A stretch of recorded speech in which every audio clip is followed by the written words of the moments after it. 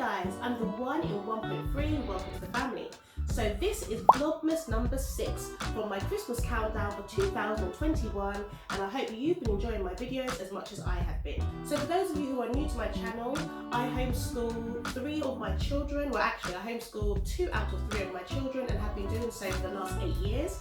So this channel is really all about my family as a homeschool family, homeschool single parent household of 1 adult to 3 children. You will find content related to what we do in our household, what it's like home educating teens. I've also got videos from 8 years ago on here from when I first started home educating my children. So visit my library in the homepage where it says videos, click on that link there and you can go back to see many of my videos that we did starting out to where we are now. You'll also find videos of my dog Bailey as well. So today I'm going to be giving you 5 tips of how you can do GCSEs at home with your homeschool child. Okay, so even though we don't really do GCSEs within our homeschool, I have got some experience of GCSEs because my older son did triple GCSE in science before he went on to study A-levels at 6 and then went on to university to study medicine. So I have got a bit of experience in this area. So I'm going to talk about my experience with him and my experience with the other 2 children of what I'm doing differently with those 2. So basically my children don't really have much experience with exams. They didn't really do things like the phonics screening test or the times tables test or the year 2 SATs or the year 6 SATs or the mock testing. So any experience that they have with GCSEs would really be based on what they do at 16 years old for their GCSEs. So my older son, he had no experience with any of those things, and the first exam experiences that he had was when he did the GCSEs. My middle son, we're still deciding whether or not to put him through for a GCSE in business, but he doesn't need it to get into his chosen qualification. So my only real reason for thinking of making him do that would be just for the experience of it and to help him when he does his course with the knowledge that he needs. But at the same time, he could just learn the knowledge, like learn about the course of business studies and not have the exam anyway. So that's a decision that we're making together. If he wants to do the GCSE, then I'll put him through the exam. If he doesn't want to do the GCSE, he'll still have the knowledge and then just go straight into college or A-levels after. And then my daughter, she has said she doesn't want to do any GCSEs.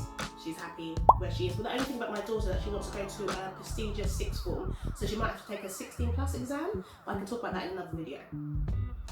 Okay, so my first tip, let's call this tip 1A, and then I'll go on to tip 1B after. But tip 1A would be work backwards. So start from the top of where you want to go and work your way back down to where your child is working at right now. If your child is just starting out in secondary education, maybe 11+, they're like maybe in year 7, then you've got quite a lot of time to really work out what it is you want to do. If your child is like my children's age, 14, 15, 16, that sort of age, you still have many options available to you, but it might be a bit more urgent for you to think about what it is that your child wants to do. Just bear in mind, however, that if your child is being homeschooled for the first time in year 10 or even year 11, there are still post-16 options that they can take after the GCSE period has gone. So remember, learning is a lifestyle and learning does take time. Sometimes your child will not follow the same train as other people's children. Sometimes your child might have to take a GCSE later on in life. Maybe at college they'll take their GCSEs, or even later if need be. Obviously they'll be an adult by then, but it'll be later if need be. Or sometimes your child can take the GCSEs now, but realise that actually I want to do something else later on. Your child might decide they want to go on to do an apprenticeship later on in life. They might decide they don't want to go to university post 18, they want to go straight into work, or they might want to go into further education. So it's really about your child and your household and how things are going on. But this video is really focused on people that are following the same sort of time methods as they would do if the child was going to school. So like I said, 1A would be work your way backwards from the university level. So let me tell you my experience of this. When my older boy was 15 years old, or pre-15 years old, he always said he wanted to be a basketballer. He wanted to play for the NBA. That was all he really spoke about, and also a bit of volleyball. He also liked writing poetry and writing rhymes and song, but that's really what I really saw in him. I also noticed that he was very good with his English. He loved reading and he also loved politics and arguing. So I was thinking he'd more go into some kind of historical area because he loved historical fiction and history. But when he was 15 years old, he went to Florida with his dad. He met a surgeon out there and he came back from the holiday and said, "Mum, I want to be a neurosurgeon." I was excited, obviously, as any mother would be, like, you'd be like, oh wow, my child wants to go into medicine. But at the same time, I knew that we hadn't really planned our homeschool for that. Because medicine is like one of the ones that's like, if your child wants to do medicine, you have to start getting prepared a lot earlier than we did.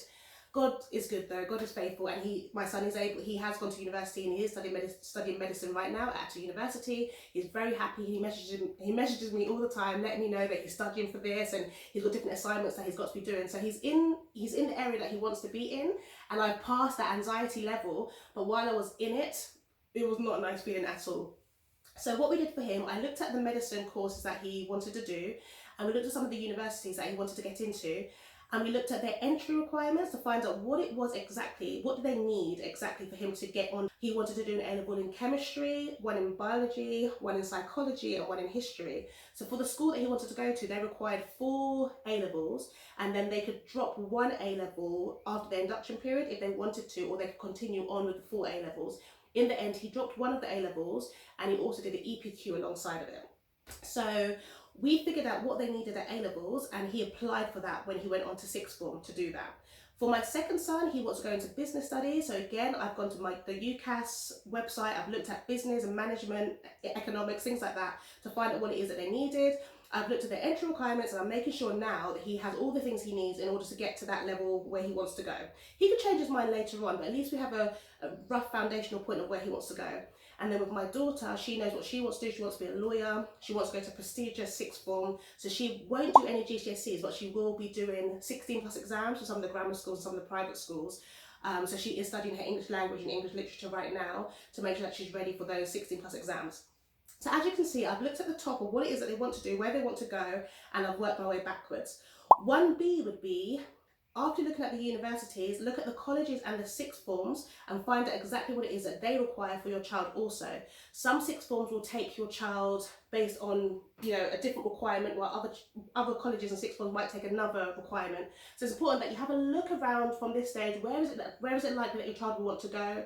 What sort of subjects might your child want to get into? And then take it from there.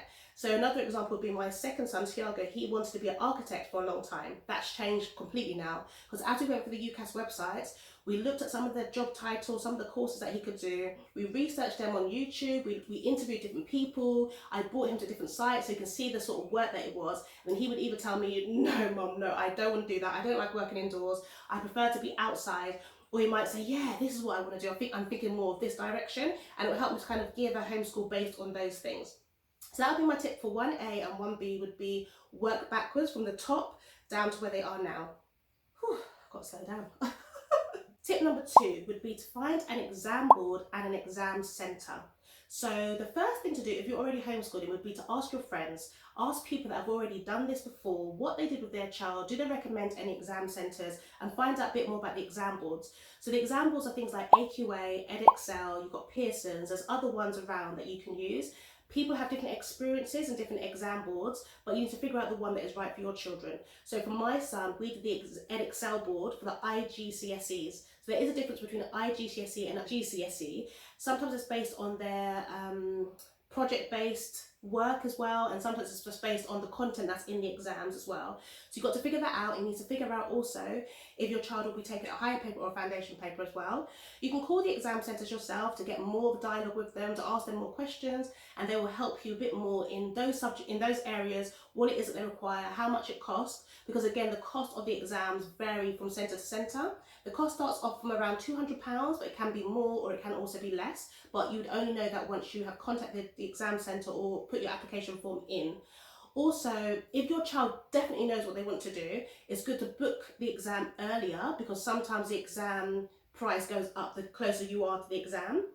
If your child is not too sure what they want to do, don't book the exam. It's better to wait to find out exactly what it is they want to do before you book the exam, but have that time. Some parents, they tend to space their exams out over a certain amount of years. So you could have a child taking a maths exam from maybe year 9, for example. If your child is already speaking a language already, they might have a language exam from a little bit earlier than that. They could choose another exam a bit later on, and you just kind of work it out that way. So they might focus on 1 or 2 exams per year and then work it out that way. That kind of saves you money, because you can kind of move into prices that are beyond £1,000 for the different exams you want to do. And also, you don't have to take the same amount of subjects that you would do in school. So you just need to look at the ones that the exams are required for your child to get onto what they need to do, rather than just taking 9 GCSEs for the sake of it. Does that make sense? So yeah, so basically as you'll be classed as an external private candidate, but you've got to find out which exam centres will take you and your child. There might be more exam centres around that have more experience of working with home educated children as well. So make sure you check that out. There's also a website called WikiHow Fandom that deal with the exam process as well. I'll leave a link in the description bar down below if you want to go to that link to get a lot more information on the exams. I'm kind of free flowing as I'm talking right now, so if I'm speeding up, I'm really sorry about that. I think there is a way to slow down the speed in the YouTube, and there's like a YouTube box at the bottom, if that helps. Oh yeah, one more recommendation that I would say would be if your child is good at English, I would say still leave it a bit later than trying to do the English exam earlier. It's just a tip that I have for myself because I feel like with English, your child is constantly reading, constantly learning new vocabulary, new ways of writing, new ways of developing their paragraphs. So rather than taking an exam in English years earlier, you may as well wait till they have that life experiences, those new vocabularies, and take it as late as possible. But that's down to you as a homeschooler anyway. Oh yeah, sorry, and one more thing. With the exams, they're taken under exam conditions. So for example, like I said before, my children have not taken any exams before. So I would do like past papers with them at home just to make sure that they're ready to kind of have that test situation. And I would also time them sometimes just to make sure that they know that they've got to work within a particular time frame. So do bear that in mind if your child has never taken any mock exams or exams before, that it is under exam style and conditions. They will be taking the exam at the same time as everybody else in the country. There's nothing special about home education. All it is that they'll be classed as an external student, an external private student rather than an internal student. Okay, tip number 3 will be decide how your child will study. You've got to make a decision about whether or not you're going to enroll them on an online school, an online course. Maybe you're going to get them a tutor. Maybe you're going to do independent study and work it out yourself using online materials and tools like that. I'm going to be talking more about it for parents who are doing the independent study way, where you're kind of working with your child to work it out, drawing upon many different resources. I mean, if you do have a tutor, your tutor can also help you with that as well. They can give you like lots of tips and tricks about how about how you can apply for the exam centres, what sort of syllabus that your child will need to cover and things like that. But you need to figure out how your child is going to study. Have you got a timetable for your child? Are they going to be taking more than 3 GCSEs? Are they going to be buying the books? Tip number 4 would be buy the books and start. So you have to buy the books. The books might include things like workbooks, you've got revision books, you've got mock papers that you can use with your child. You've got to think about the different resources that you might use for your child. Buy those books and get started with your child. That would be tip number 4. And tip number 5 would be don't forget to homeschool. So what I mean by that is just because your child has reached a level where they're doing their GCSEs, don't forget that it's still your responsibility to be home educating your child, to be checking in on them, checking in on their mental health at the same time. Are they actually doing the work? Because sometimes what happens is the level of work might go a little bit beyond what you know already. So you might trust them to kind of do the work by themselves, but they might not necessarily be doing the work themselves. So it's really important that you're still checking in with them, checking the work that they've done, still helping them to revise the work, like, you know, equipping them with different things, asking them questions about what have they learned in their books today, maybe even do some of the reading with them. So if they're doing some reading, you might read a chapter of the work with them while they read another chapter, but just show that you're interested in their learning, so that you're still rooting for them, that you still believe in them, you're still helping them along the way. It may even be a good time for you to even enroll in GCSEs yourself. So if you haven't got a GCSE in this area, you might want to study alongside your child so that they know that, okay, mum takes this or dad takes this just really seriously. But don't forget to homeschool your child. Try not to replicate school at home, because you still have the beauty of being a home educator where you can still put down the books for a while, take them out, do something differently. But just don't forget about your homeschool experience. You still have many years left with your child, and it's still important that you're pushing through, enjoying them, still treating it as a lifestyle, and not panicking. You know, sometimes you do panic.